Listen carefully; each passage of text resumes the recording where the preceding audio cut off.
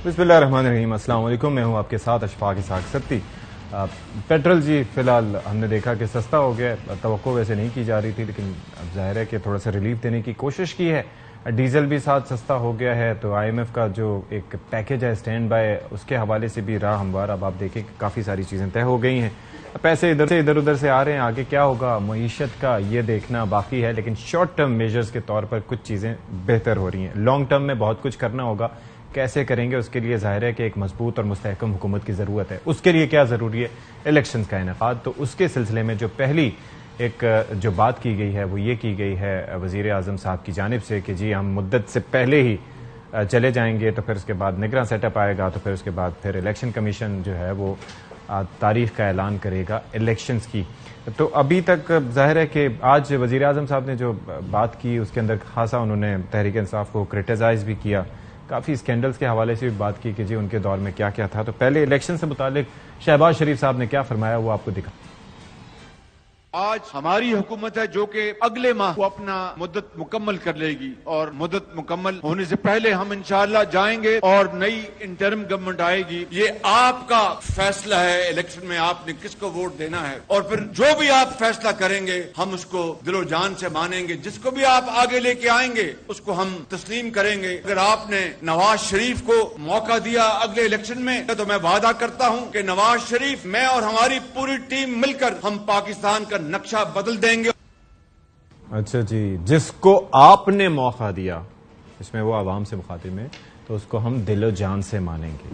तो let's see कि ये मौका कब मिलता है आवाम को। बाकी बहुत कुछ हो रहा है जी, सियासी जमातें आप ये देख लें कि इस्तेहकाम पाकिस्तान पार्टी, उसकी बुनियाद पड़ी इस सारे जो केओस था उसके दौरान। अभी तक मैनिफेस्टो सामने नहीं आया, अभी तक ये नहीं तय पाया कि इंतखाबात मिलकर लड़ेंगे, अगेंस्ट लड़ेंगे। जो पहले बयानात दिए गए थे, अब उससे जहांगीर तरीन साहब ने कह दिया कि जो दो बंदे हुकूमत में वो हुकूमत का हिस्सा रहे। आगे क्या होगा ये जानना बहुत ज़रूरी है। इससे हट के सिर्फ यही नहीं, अभी कल फैसल करीम कुंडी साहब हमारे साथ मौजूद थे, तो उन्होंने एक नया इंकशाफ किया कि भाई एक ग्रुप लॉन्च होने जा रहा है, एक और पार्टी लॉन्च होने जा रही है, और वो परवेज खटक साहब करेंगे। क्या कहा था आप जरा देखिए। सुनने में आ रहा है कि खटक साहब एक पार्टी लॉन्च करने जा रहे हैं, PTI पार्लियामेंटेरियन, ऐसा कोई नाम होगा, और शायद वो जो है जो PTI के जो दोस्त हैं जो कि इस वक्त तक किसी के पास नहीं गए हैं, और वो शायद उस पार्टी में जाए। अच्छा जी, इस तमाम तर सूरत हाल में अब क्या होने जा रहा है, और जो जमातें हैं वो क्या सोच रही हैं, नून लीग क्या सोच रही है, पाकिस्तान तहरीक इंसाफ कहाँ खड़ी है, इस तमाम तर सूरत हाल पर हम बात कर लेते हैं। मेहमान जो है उनसे तारुफ आपका करवाए देते हैं। सेनेटर आसिफ किरमानी साहब हमें ज्वाइन करें लाहौर से वीडियो लिंक के जरिए, बहुत शुक्रिया। नून लीग के सीनियर रहनुमा हमारे साथ मौजूद हैं। इसके साथ साथ शुएब शाहीन साहब इस्लामाबाद स्टूडियोज़ में हमारे सामने विराजमान हैं, रुकन हैं कोर कमेटी पाकिस्तान तहरीक इंसाफ, और इसके साथ साथ साबिक सदर भी हैं इस्लामाबाद हाई कोर्ट बार।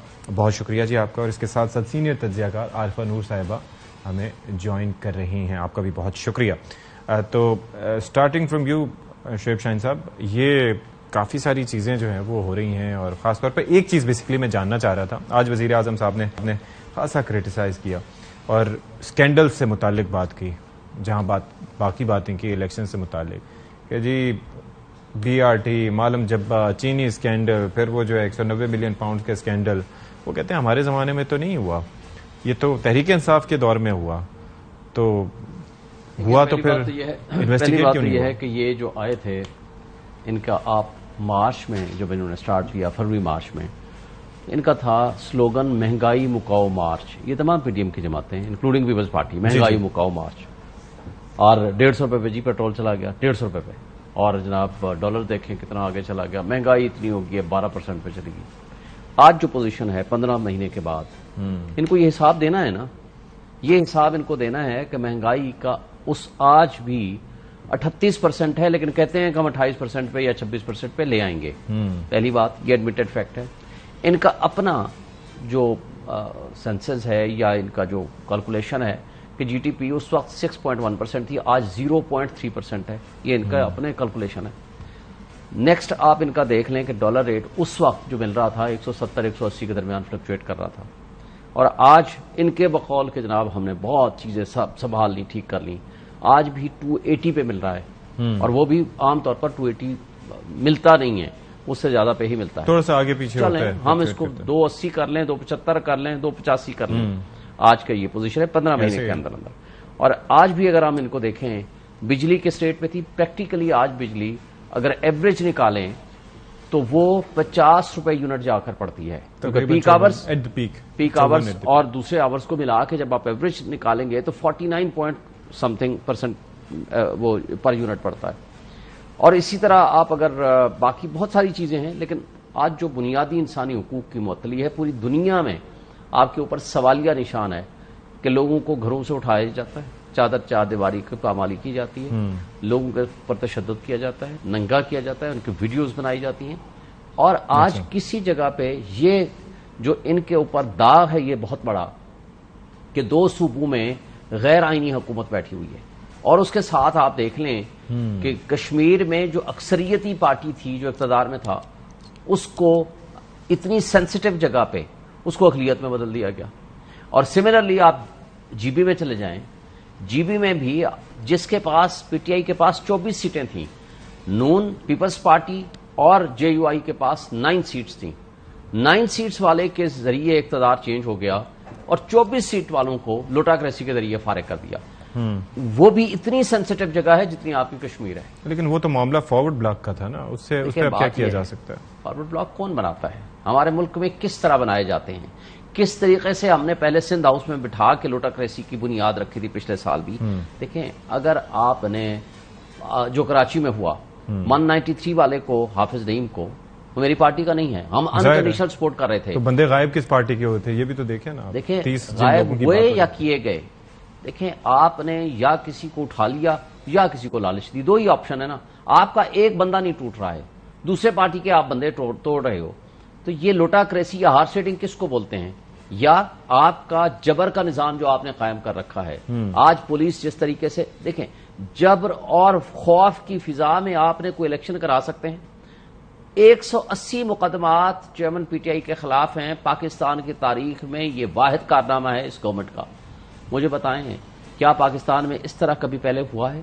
یہ ڈسکریڈٹ ان کے پاس ہیں. جب یہ مارکیٹ میں پبلک میں لوگوں کے پاس جائیں گے تو ان کے پاس یہ سارے سوالوں کا جواب دینا پڑے گا.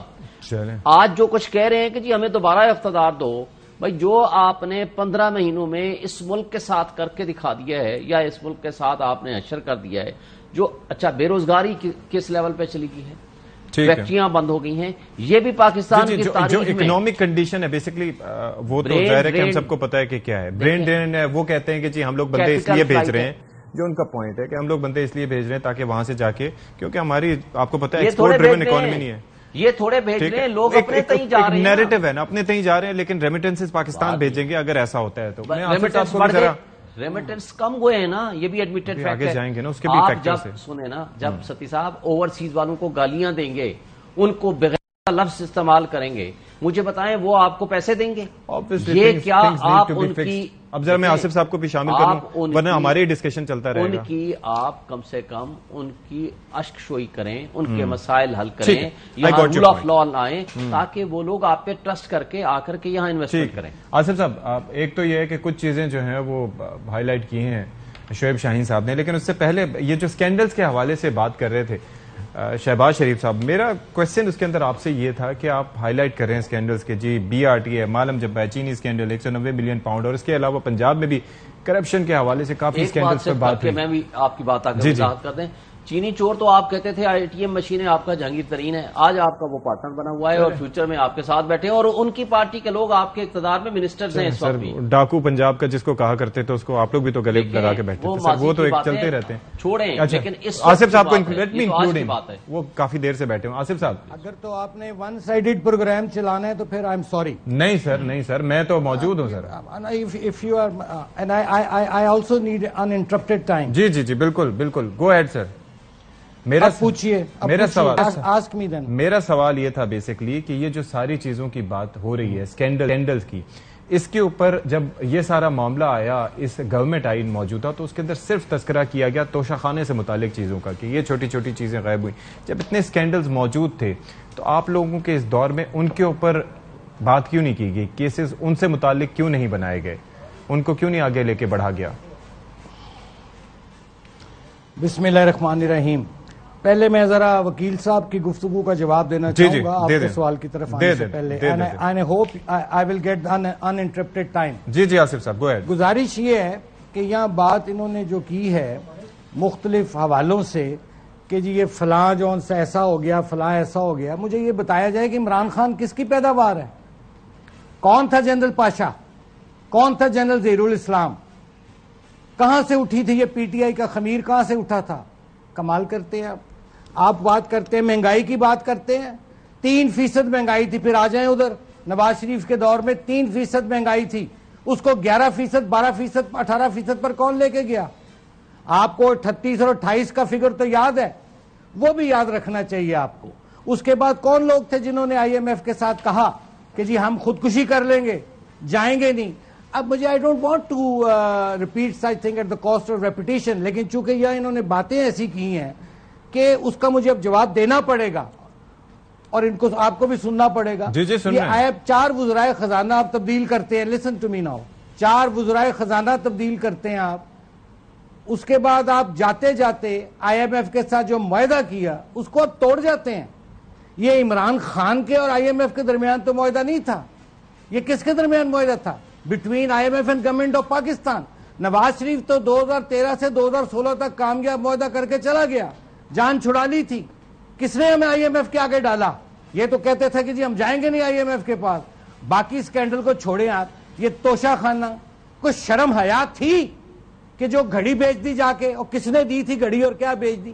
اب بات کرتے ہیں یار, کس قسم کی بات کرتے ہیں؟ اور چینی چور کی بات کی آپ نے, وہ تو آپ کا اے ٹی ایم تھا, آپ کا تو وہ بھی اے ٹی ایم تھا جتنے آج عدم استحکام پارٹی میں آئے ہیں. میں نے تو کہا ہے کہ وہ تو سارے کیا اس کہتے ہیں آپ کے اے ٹی ایم تھے, آپ کے انویسٹر تھے, آپ کے گھروں کے, آپ کے کچن کا خرچہ چلاتے تھے.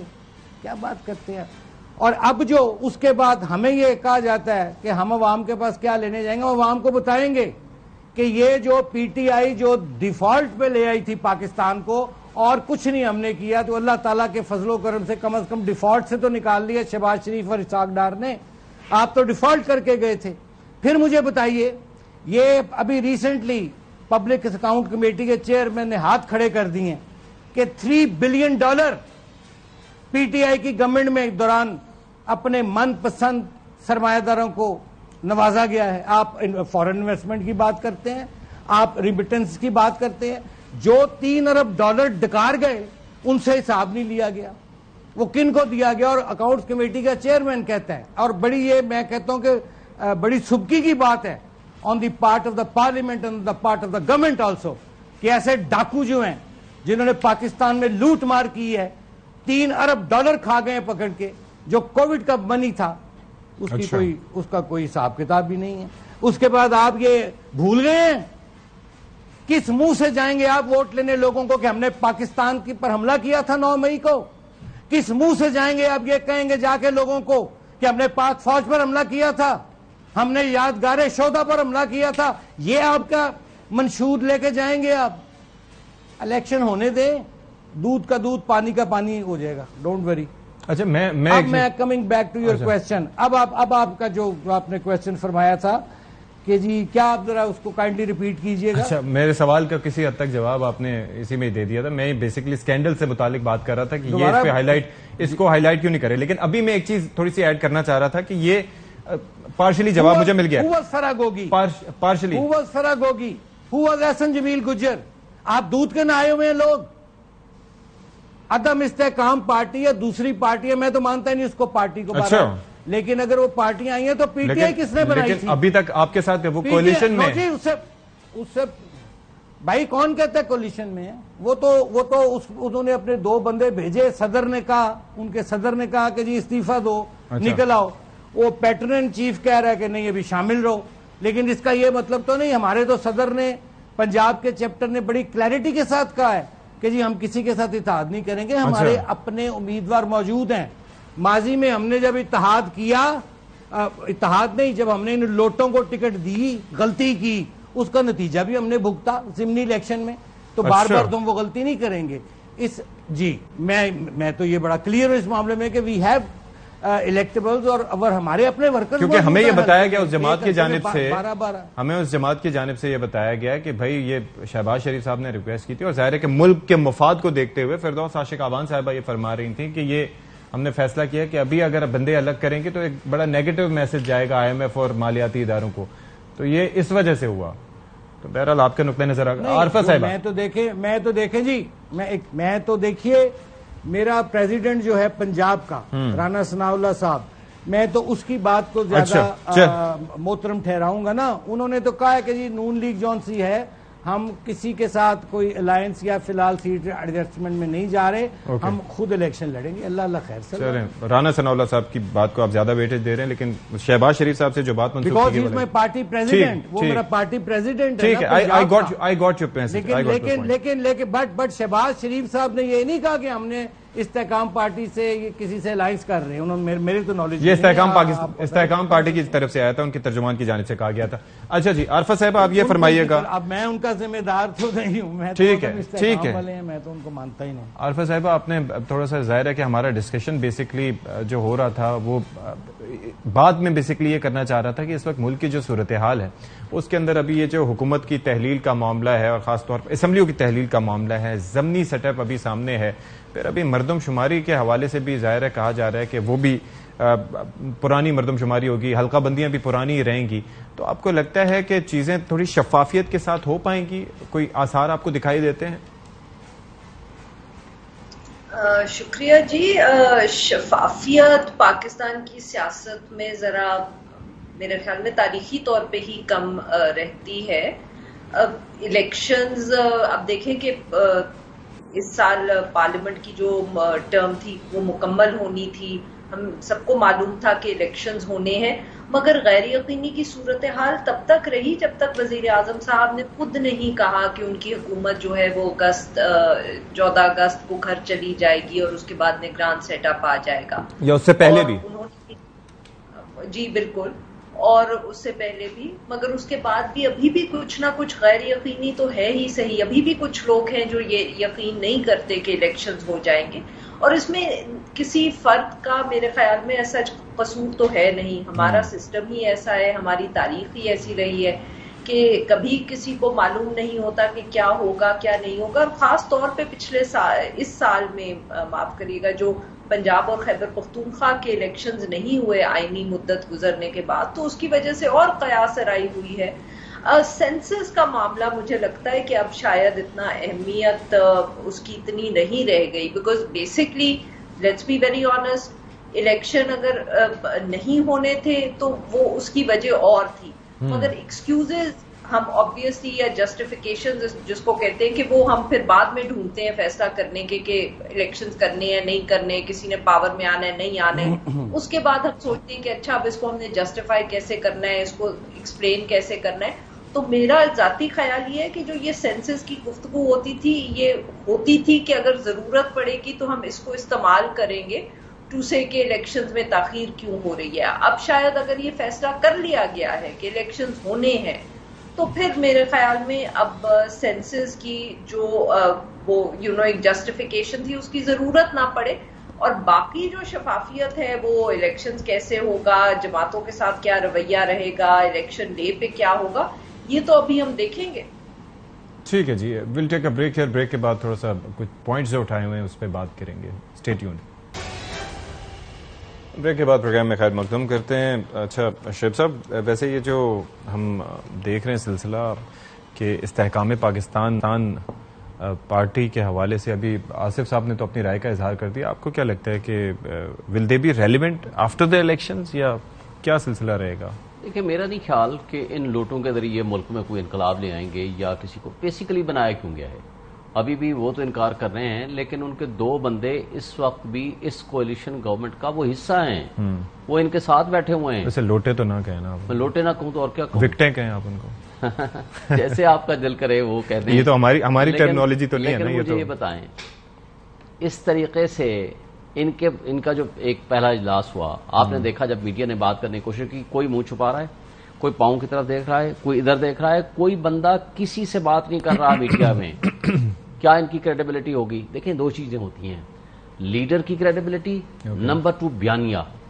ان کے پاس کیا لیڈرشپ کی کریڈیبلٹی ہے اور کیا بیانیہ ہے. یہ دونوں چیزیں مسنگ ہیں.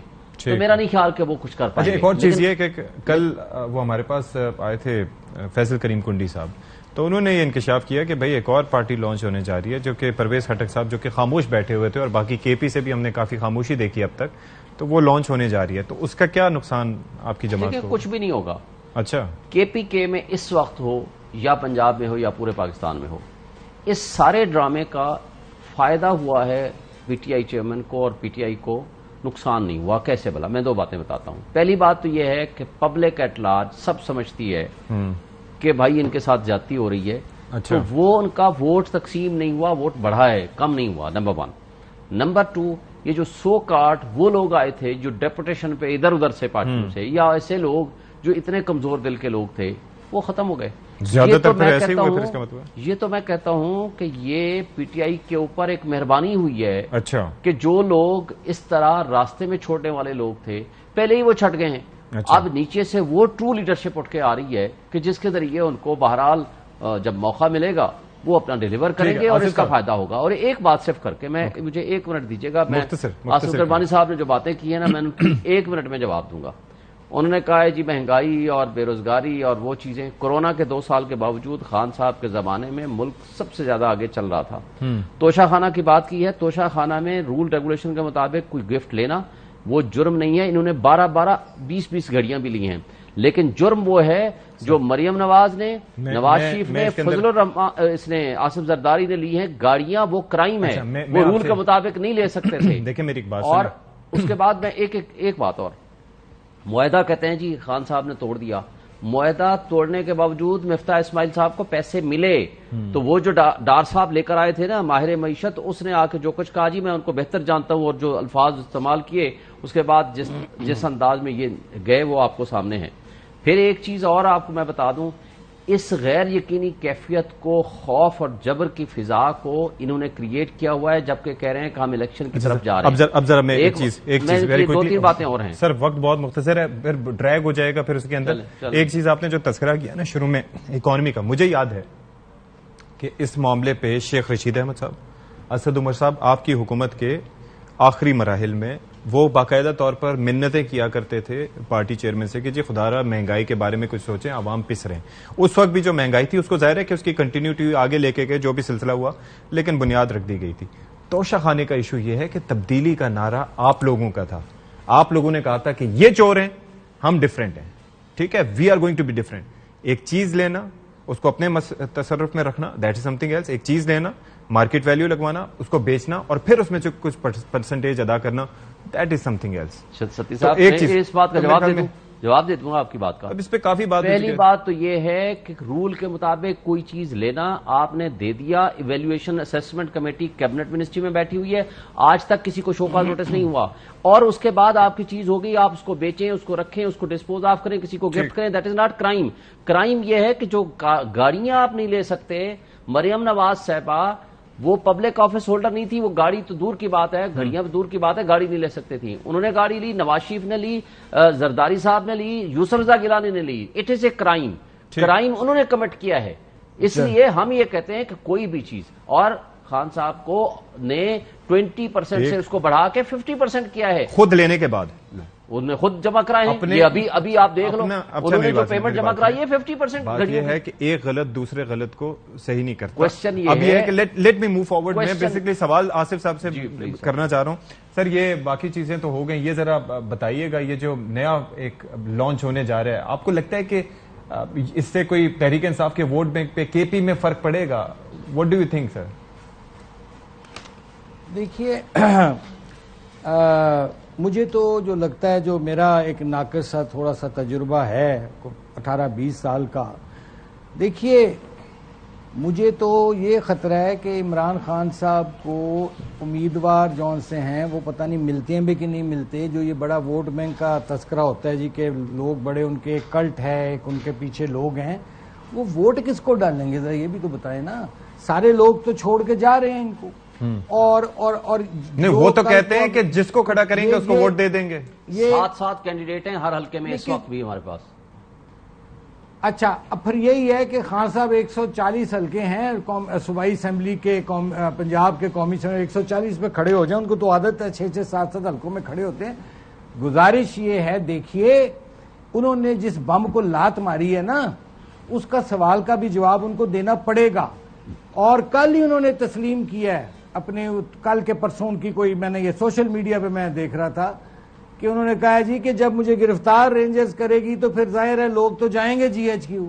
تو یہ تو اقبالی بیان دیے جا رہے ہیں. اب ایسے شخص کو جس کے بارے میں اسرائیل کے پیٹ میں درد جاگا ہو, ہیں جی, اسرائیل والے کہہ رہے ہیں کہ جی یہ یہاں ہوئی ہے ہیومن رائٹس کی وائلیشن, تو مجھے بتائیے کہ اسرائیل میں اگر کوئی یہ کرے, اسرائیل کی حکومت کے یا فوج پر حملہ وہ چھوڑیں گے؟ امریکہ پہ جنہوں نے حملہ کیا انہوں نے چھوڑا ان کو؟ یہ فرانس میں جنہوں نے تو تنصیبات پہ نہیں کیا, انہوں نے ان کو بھی اتنی چھوڑا. دیکھیے اسرائیل حکومت کا نمائندہ یا اس کی جو نمائندہ ہے وہ بول رہی ہے PTI چیئرمین کے حق میں, اس کے بعد مجھے بتائیے پبلک میں ان کا کیا کیس اور کیا فیس رہ جاتا ہے؟ باقی باتیں چلے چھوڑ دیں کہ وہ ہیرے کی انگوٹھیاں, القادر ٹرسٹ کا پیسہ اور باقی توشہ خانہ سب کچھ چلے جی فی الحال وقتی طور پہ اس کو سائڈ پہ کر دیتے ہیں. یہ جو ایک نیا اتحادی پیدا ہو گیا اسرائیل عمران صاحب کا, کیا کہیں گے جا کے لوگوں کو, کیا جسٹیفائی کریں گے مجھے بتائیے؟ دیکھیے ایشوز جون سے ہے نا, ان کو ایک چانس ملا تھا, دلوایا گیا تھا چانس ایک, جس میں 3.5-4 سال کا یہ حال ہے کہ اس ملک کی معیشت کا بھی بیڑا غرق ہوا, اور سب سے جو بڑا ظلم ہوا کہ ایک زبان ایسی دے دی ہوئی تو ایک ہی گالم گلوچ کی کہ آج عمران خان صاحب کی وجہ سے ہر گھر میں جو سا ہے نا وہ باپ بیٹے کی عزت نہیں کر رہا, ماں بیٹی ماں کی نہیں سن رہی ہے. ایک ہمارا ٹریڈیشنل کلچر تھا پاکستان کا, ایک ہمارا ایک سوسائٹی کا کلچر تھا, اس کو بھی تباہ کیا ہے. یہ آئے الیکشن میں تو کہتا ہوں کہ آئے خان صاحب اور جواب دیں, 9 مئی کا بھی جواب دیں, اور گالم گلوچ کے کلچر کا بھی, اور جو کرپشن کے کیسز ہیں ان پہ اس کا تو عدالتوں میں جواب دینا پڑے گا سونر اور لیٹر. عارفہ صاحبہ, میں بیسکلی یہ جاننا چاہ رہا ہوں کہ اس وقت جو سچویشن ہے کہ تحریک انصاف آپ کو کیا لگتا ہے کہ کہاں کھڑی ہے, کیا مشکلات آگے آپ کو اس کے لیے دکھائی دے رہی ہیں؟ اور دوسرا یہ کہ یہ جو پہلے استحکام پاکستان پارٹی ابھی ایک نیا کچھ لانچ ہونے جا رہا ہے, تو یہ کون گین کرے گا اس سب سے آپ کے خیال میں؟ دیکھیں ہمارے ملک کے اندر اس طرح کی جماعتیں بہت دفعے لانچ ہوئی ہیں اور وہ بہت دفعے پاور میں بھی آئی ہیں. مسئلہ یہ نہیں ہے کہ وہ کیا کریں گے, مسئلہ یہ ہے یا سوال یہ ہے کہ وہ کتنا عرصہ ان کا یہ اتنا اچھا وقت گزرے گا. PMLQ بھی لانچ ہوئی تھی ایک وقت تھا, اور یہ جو پاکستان مسلم لیگ نواز ہے آصف کرمانی صاحب کی جماعت, یہ اس کی تو سیٹس ہی نہیں بچی تھیں پارلیمنٹ کے اندر. PMLQ نے 5 سال اس ملک پر حکومت کی, ان کا کچھ عرصے کے لیے وزیر اعظم بھی رہا, 5 سال انہوں نے پنجاب پہ حکومت کی, مگر اس کے بعد خود 10 سال ان کو کہیں کسی نے کوئی خاص نہیں ڈالی, لوگوں نے بھی نہیں ڈالی.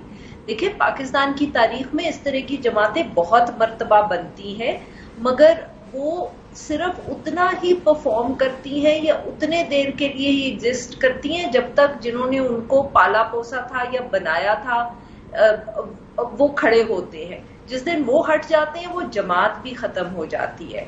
جماعتیں وہی لاسٹ کرتی ہیں جن کے پاس لوگوں کا سپورٹ ہوتا ہے. ان کے اوپر اچھے وقت بھی آتے ہیں, ان کے اوپر برے وقت بھی آتے ہیں. پاکستان پیپلز پارٹی کی بھی تاریخ یہ رہی ہے, پاکستان مسلم لیگ نواز کی بھی تاریخ یہ رہی ہے. مگر اگر لوگوں کا سپورٹ ہو نا تو آپ کا برا وقت بھی گزر جاتا ہے اور اچھے دن دوبارہ بھی آ جاتے ہیں. پاکستان تحریک انصاف کے لیے اس وقت مشکلات ہیں. اب ہو سکتا ہے کہ یہ وقت گزر جائے نہیں, لیکن لوگوں کا اگر لیٹ سے کہ for the sake of an argument, اگر لوگوں کا ساتھ ہے لیکن آپ کے پاس الیکٹیبلز نہیں ہیں, پھر کیا ہوگا؟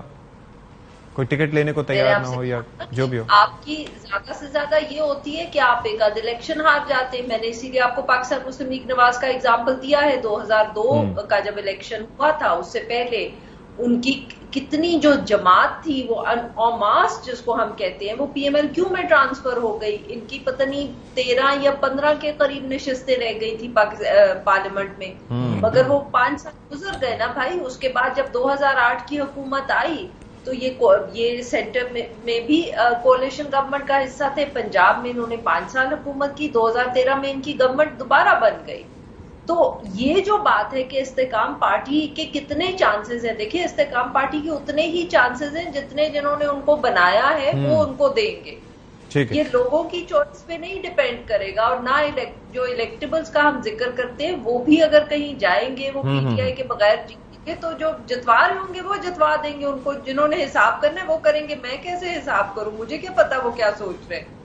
ٹھیک ہے آصف صاحب, ویسے ایک چیز یہ ہے کہ میں شعیب صاحب سے جاننا چاہ رہا تھا, لیکن پہلے آپ یہ بتا دیں, اب ظاہر ہے وہ جو ایکٹ آیا ہے الیکشن والے میں, اس میں اب آپ یہ دیکھ لیں کہ وہ سزا بھی ختم ہو گئی ہے ایک طرح سے, وہ 5 سال سے وہ تو نواز شریف صاحب پھر اب کب تک آ رہے ہیں؟ اب تو ایک طرح سے لیول پلینگ فیلڈ بھی ہوگی, اور کیا امکانات ہیں؟ نواز شریف صاحب جی انشاءاللہ الیکشن سے پہلے آئیں گے. اچھا, اور ابھی صرف یہ اب دیکھنا ہے کہ جو یہ الیکشن ہے یہ اسمبلیاں ڈیزالو ہوتی ہیں پہلے, تو پھر 3 مہینے کے کیئر ٹیکر سیٹ اپ ہو جائے گا. اگر ٹائم پہ آٹومیٹکلی خود ڈیزالو ہوتی ہیں ٹائم مدت پوری کر کے تو 2 مہینے ہے. تو یہ جب بھی شہباز صاحب نے کہا کہ اب تو پہلے ہی کر دیں گے, ابھی آج ہی انہوں نے یہ بات کی ہے کہ ہم پہلے ہی کر دیں گے, تو پھر اس کا مطلب ہے کہ 3 مہینے والا میاں صاحب ظاہر ہے میاں صاحب میرے خیال ہے الیکشن سے پہلے آئیں گے, کیونکہ کیمپین جو ہے ظاہر ہے وہی لیڈ کریں گے پی ایم ایل این کی, اسی کو لیڈ کریں گے نواز شریف. ظاہر ہے it would require some time before elections. اچھا نہیں, ظاہر ہے الیکشن کیمپین کے لیے آلریڈی دیکھیے ہماری مطلب ہر حلقے میں ہمارے لوگ تو موجود ہیں. صرف یہی ہے کہ ان کو آ کے اس کو مہینہ, مجھے یاد ہے 2013 میں بھی میں ان کے ساتھ تھا ہر کیمپین میں جلسے میں, تو 1 مہینہ ہم نے کیمپین کی تھی. Hardly 1 month was enough. میرا خیال کافی ہوتا ہے جو مین لیڈرشپ ہوتی ہے اس کے لیے 1 مہینہ دن رات کیمپین بہت ہوتی ہے. اچھا, اور آلریڈی چونکہ لوگ تو موجود ہوتے ہیں ورکر آپ کے. اچھا, ایک چیز مجھے بتائیے گا کہ اس وقت ظاہر ہے پنجاب کے حوالے سے تو وضاحت ہو گئی, اور آپ کا بڑا دو ٹوک موقف ہے مختلف جماعتوں سے متعلق, تو پنجاب سے ہٹ کے کہیں پر انتخابی اتحاد ہو سکتا ہے آپ کا کسی جماعت سے؟ دیکھیے میرا تو جو میں پرسنل اوپینین دے سکتا ہوں کہ پی ڈی ایم کو چاہیے کہ یہ آپس میں سیٹس ایڈجسٹمنٹ کریں, کیونکہ انہوں نے ایک کڑے وقت میں ایک آزمائش کے وقت میں یہ ساتھ رہے ہیں, اور انہوں نے ایک جدوجہد کی ہے.